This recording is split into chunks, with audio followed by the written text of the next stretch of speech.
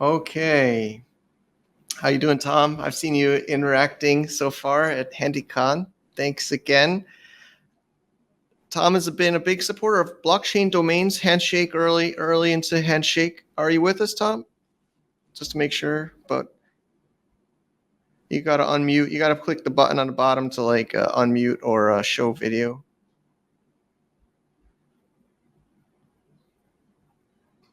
All right. I hear you now. How are we doing? Okay, there you go. There you go. Great. You're good. You're good. All right. So we have Tom Barrett, president of Encirca.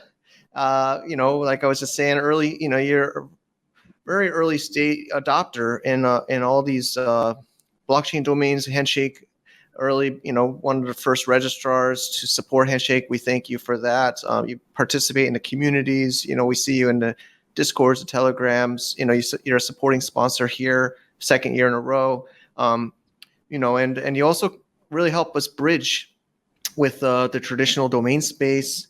So I think that's a great topic for today. You're going to give us some insights. I think we changed the title. I think I called it gray listing, but I think it's the Web3 imperative. I'm just really excited. Would you want questions too, right? You have some. Oh, absolutely. You guys, you certainly could ask all the questions you want.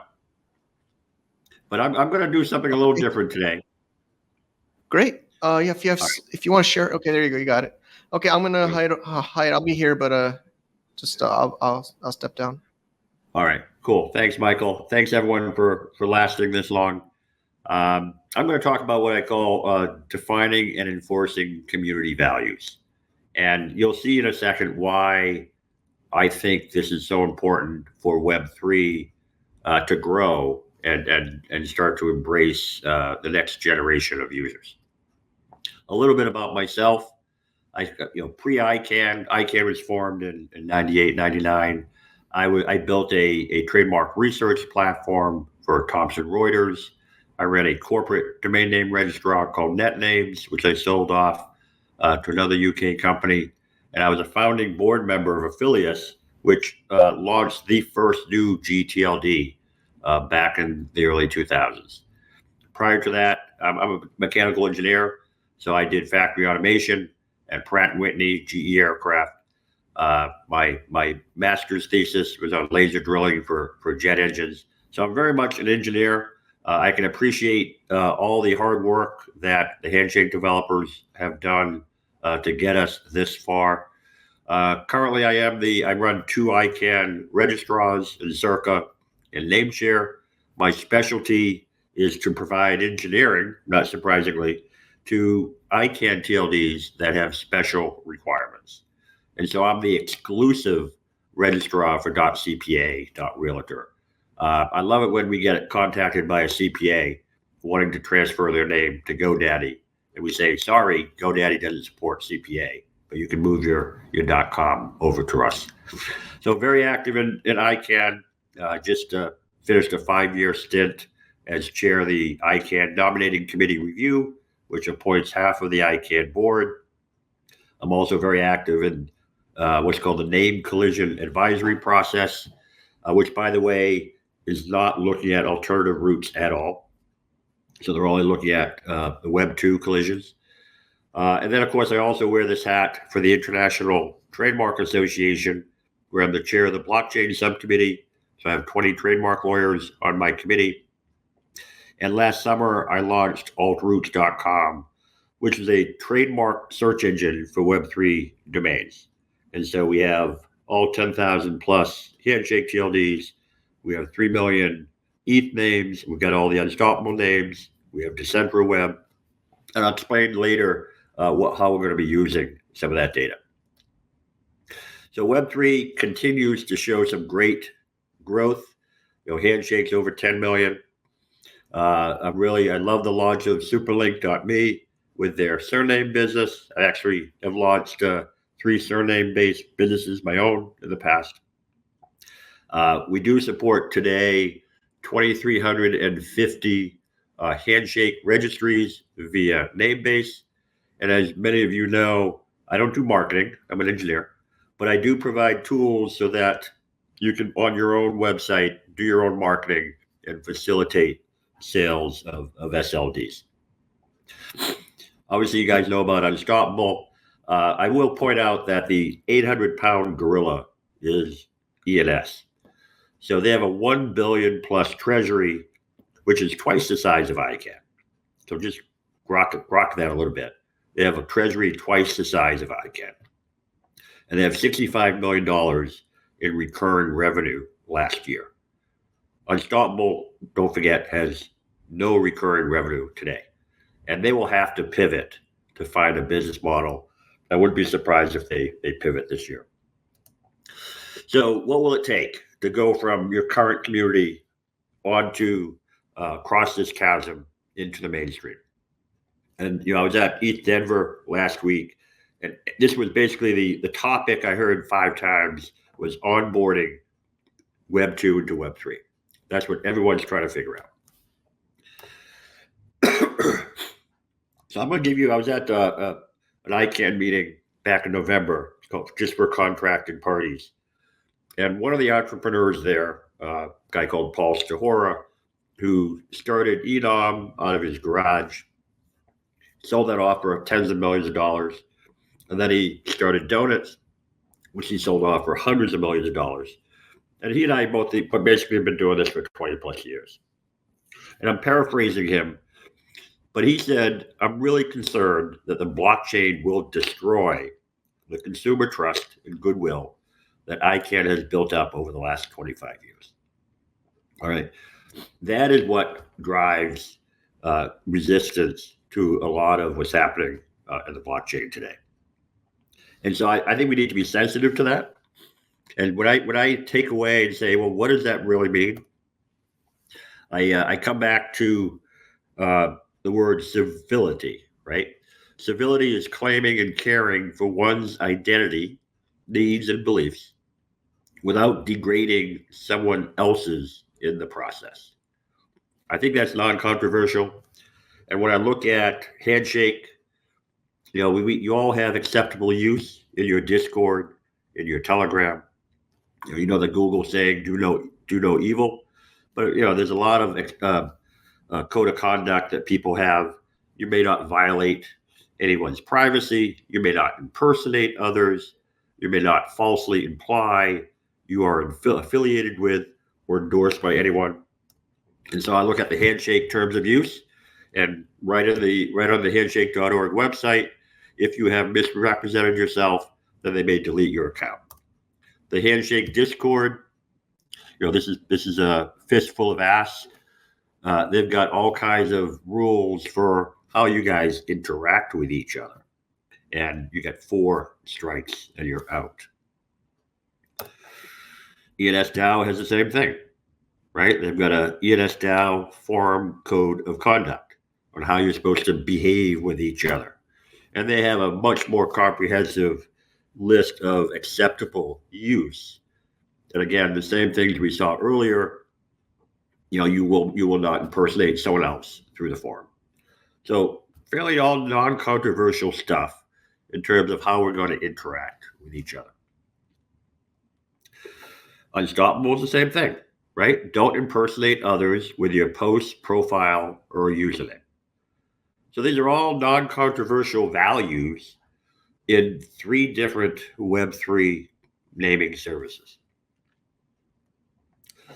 But I see 2 challenges for Web3 to be accepted.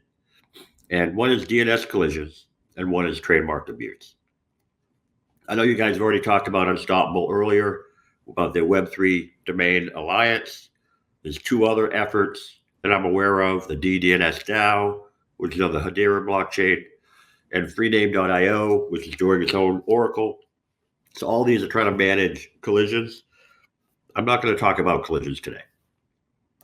What I'm going to talk about is something else. But again, on the collision front, real quick, Handshake with its 10 million TLDs, in the next round, with the price has gone up from 185,000 to 250,000. There will be maybe 2,000 applications. most of those are going to come out of the Handshake reserved website list because they're going to be trademarks. So I don't think there'll be a lot of collisions, but it'll be non-zero. And so the ecosystem will have to decide how to handle a non-zero number of collisions. But what I want to talk about, which I think is just as important, is that because there's no ICANN for the Web3, none of the protections that address trademark abuse are available on Web3. So so the option is either government intervention, and we're seeing that soon with cryptocurrency, or the IP intellectual property industry starts engaging in whack-a-mole litigation to take down content or domain names that are infringing their trademarks. The preferred option, obviously, is industry self-governance. That's basically what ICANN did. And as part of that self-governance, you first need to agree, what are your acceptable use standards, right? I already showed you what you have for your Discord. I already showed you what ENS DAO does and Unstoppable. So you've got acceptable use in terms of how you deal with each other. But acceptable use equates to consumer safety. So you need to figure out not only how you deal with each other in terms of acceptable use, you need to figure out how you're going to deal with third parties in terms of acceptable use. So the prerequisites for consumer safety is the community first needs to agree, for example, impersonation. Impersonation is not to be tolerated. We already saw Fistful of Ass and ENS DAO and Unstoppable already say that in their Discords and their Telegrams. But you need to extend that same acceptable use to your domain names. Otherwise, you're being hypocritical if the acceptable use only applies to how the developers interact with each other. It also has to apply to how you basically interact with the greater world. So let me give you an example. Alt-Roots is this database, as I mentioned earlier. I do a search on Google. Handshake reserved the top 100,000 websites. So obviously .google is on that list. But when I search Handshake today, I find 500 Handshake TLDs that contain the word Google, and many, many more that contain typos or variants of Google. Now, that doesn't mean they're all bad. There could be some non-commercial fair use in there. There could be some non-infringing use. But, look at some of these hits in Handshake, and for example, .google, and you can see it's not ASCII characters, right? It's some sort of puny code representing .google. So they're using a non-ASCII language script. So as a community, you need to decide if that is acceptable use, because they are trying to impersonate Google. And this is just one example. I could probably find hundreds of examples like this. So just as you have acceptable use about how you interact with each other, you need to have acceptable use about whether or not you're impersonating another celebrity or another brand. So the ecosystems basically need to do more if they want to have be the on-ramp for Web 2. It's not enough to simply reserve the top 100,000 websites or exact trademark strings, as Unstoppable has done. And all these TLDs, by the way, Unstoppable has the same problem. .eth has the same problem. Also 500 .eth names contain Google. So every one of these naming services have to figure out their acceptable use standard, not only for each within the developer community, but how they treat the outside world. So my answer to this, I think there's going to be a Web3 firewall, because we want to bring grandma on board and her grandchildren, and there needs to be a way for make sure that it's safe. Web3 is safe for grandma. And the only way to do that is you give trademark owners and other folks the ability to block the abuse of their trademarks that might be impersonating them and deceiving consumers. So the likely outcome here, if you've got an impersonating name on Handshake, you can keep it, right? but the ecosystem will have an acceptable use standard to make sure they're not usable. And I believe the first Web3 ecosystem that applies these acceptable use standards outside of their developer community to protect consumers will, and basically take home all the marbles and dominate as a Web3 naming service. So thank you for your attention, and I'd love to hear some questions.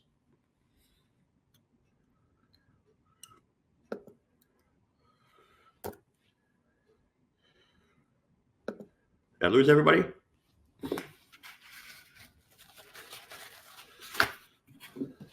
I had to put my glasses on. Hold on. Joking. Thanks, Tom. Yeah, you get a lot of positive feedback from your talk, so thank you for that. Just real quick, I've phrased this so I don't think it's a heavy lift, right? We're not talking. We're just talking about what are your acceptable uses.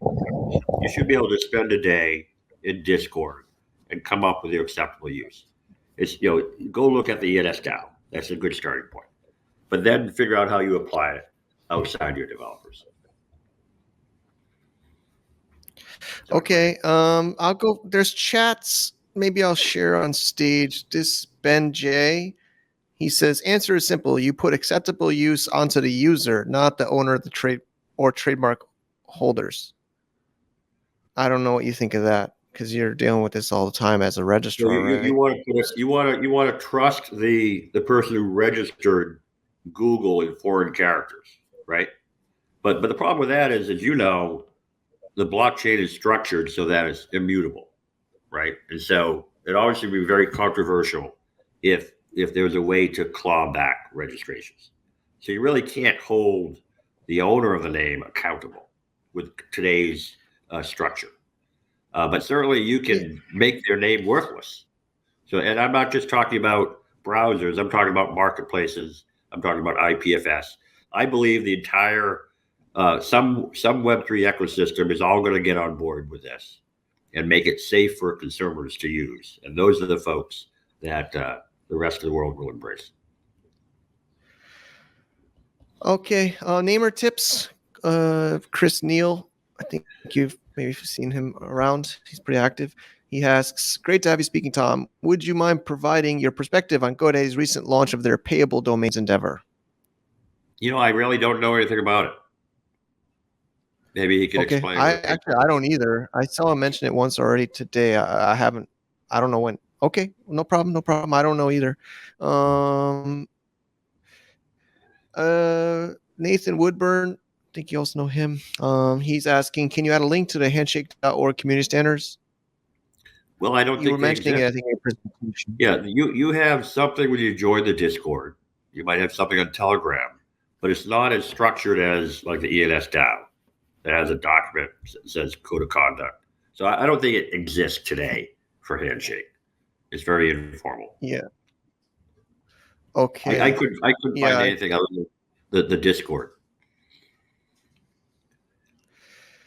So Veta or VJ, she's also been active over the years. She says, even though someone might own the name of Google, is it right that they still wouldn't be able to use it commercially?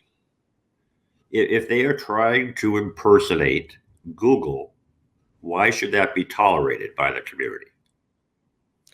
That's I simple. think, that maybe she's meaning because in trademark or copyright, or I mean, not copyright, but trademark, you could have two Google, like one Google's for internet and the other Google's for absolutely. So your acceptable use restaurant. Yeah.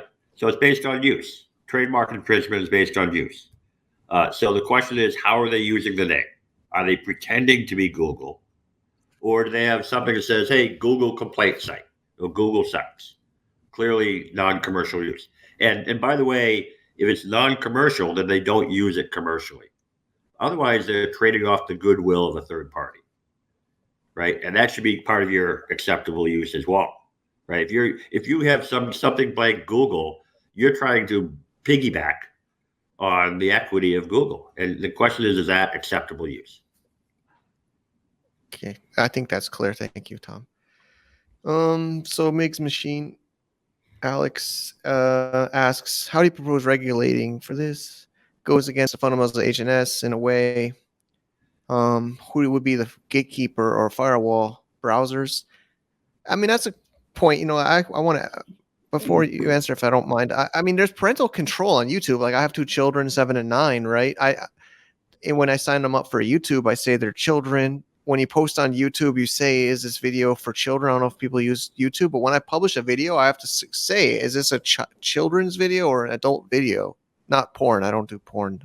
I know I have glasses, but I don't do porn. But it's adult video or child video, but meaning you don't want to like target children, or they want the content to target children. So I think that's kind of what I see it, right? Or on my TV, on my remote control, I can program it to be child safety on the channels.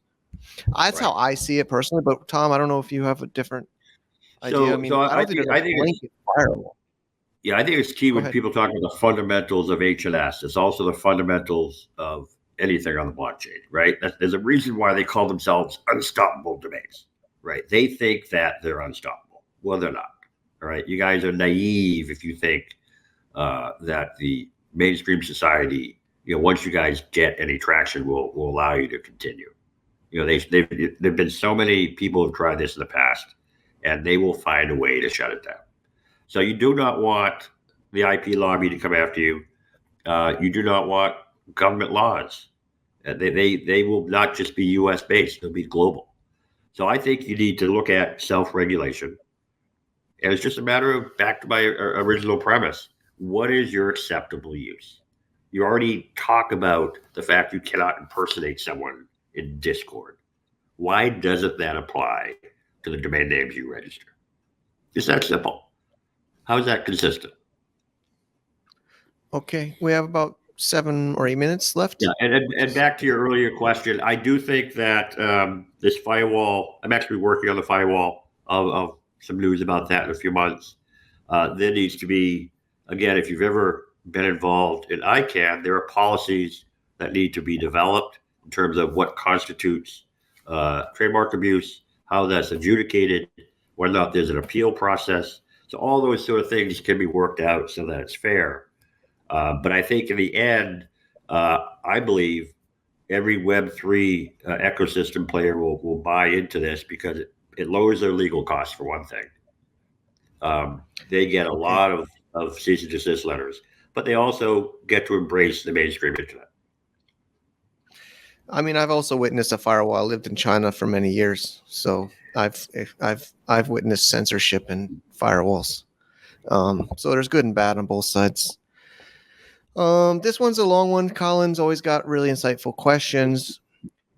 I mean, we can read it, but I'll read it out loud. Thanks you, and says, decentralized nature of Handshake. What parties are able to do this? Implement this kind of rules or standards. Well, think of all the browsers that you guys want to support. So Beacon, Brave, Opera, they all could have use a firewall to decide what they serve up to their end users.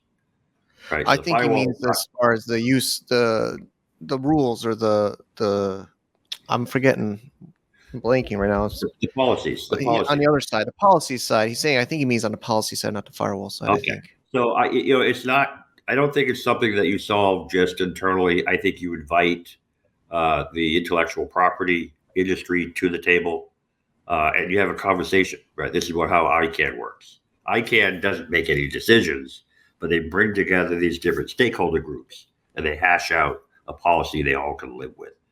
And so I'm the chair of the blockchain committee for INTA.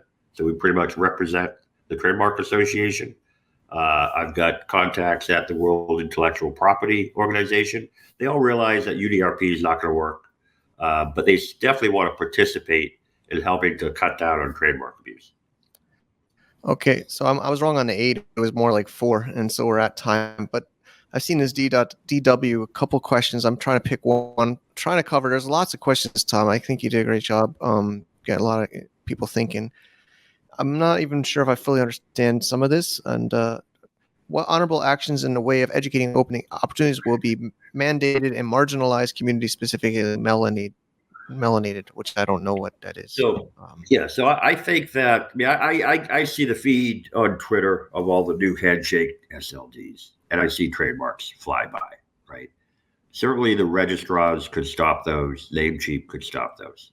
Right. So those parties certainly can decide. At least warn them. Hey, it looks like you're registering a trademark.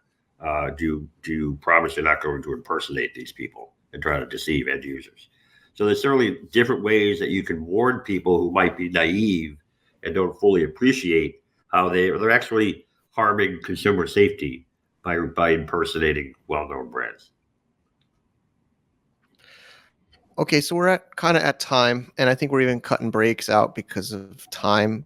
I see some great ones. This is .domains, DOTT, pay. I think SLD. It's true. There's SLD and there's TLDs, right? I mean, it's. But yeah, I don't know if you want to add a little comment on SLD versus TLD. I mean, both. Sure. So the SLDs within Handshake, specifically within Namebase, are normal DNS. So the ICANN rules actually apply for SLDs if you have a name-based TLD, right? And I would expect Namecheap will support like UDRP from Whitebow at some point. But when you go on chain like Impervious, then you're getting into an issue which again UDRP isn't helpful, and they'll have to figure out some other way to address it. Okay, I think that's a great way to wrap up. I think we'll maybe have to get you on. Maybe we'll invite you on the Sky Include channel. We could do a longer one, or we could take some questions here. But yeah, I think everyone agrees that we really appreciate you engaging with the Handshake community and providing opportunities to us to and real quick, Mike, if anyone hears something that they'd like to participate in, feel free to reach out to me. I'm on LinkedIn. I'll be at ICANN next week. I'll be at NamesCon in Austin the end of May. I'll be in Singapore for INTA also in May. So feel free to reach out to me if you'd like to understand how you can incorporate something into your TLDs. I understand. Yeah, and I just want to also thank you. You're a supporting sponsor again this year. You reached out to support. So we also appreciate you at HandyCon here as well. So yeah, you're very approachable. Many people here have reached out to you, and I know you've entertained a majority of that. So thank you again, Tom. Have a great night. Guys. Good luck with your travels. Yes. Okay, so we're going to another session. Honestly, I can't keep track, and help me out, but we're going to move to the next session right away. I think we're skipping breaks.